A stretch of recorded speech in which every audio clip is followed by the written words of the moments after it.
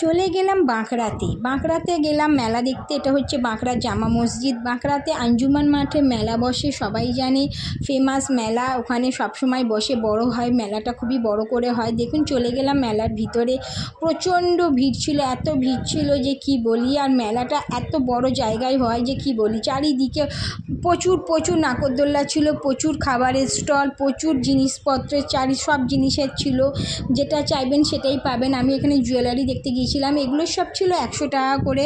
তারপরে এগরোল খাবো বলে লাইনে দাঁড়ালাম, মানে এত ভিড় যে সব খাবারেই লাইন। মোমো ছিল, পিৎজা তৈরি হচ্ছিলো। আমার ছেলে তো এই আইসক্রিমটা কুলফিটা খাবে বলে লাইনে এখানে ছিলাম।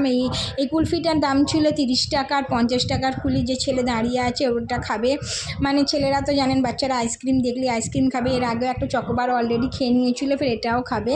যাই হোক, এই দেখুন এই আইসক্রিমটা খুবই সুন্দর। আর সবথেকে মেন ইন্টারেস্টিং হচ্ছে এই নাগরদোল্লাটা।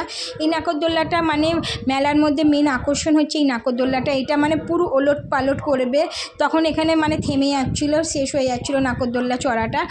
তখন আমরা এটা ভিডিওটা করলাম, কিন্তু তার আগে যখন হচ্ছিলো পুরো ওলট পালট করে দেবে। তারপর আমরা এখানে খেলাম এগরোল খেলাম। এগরোলটা কিন্তু খুবই টেস্টি ছিল, 40 টাকা দাম নিয়েছিল। আমার ছেলেও খেলো, আর দেখুন ছেলে বলছে খুবই টেস্টি।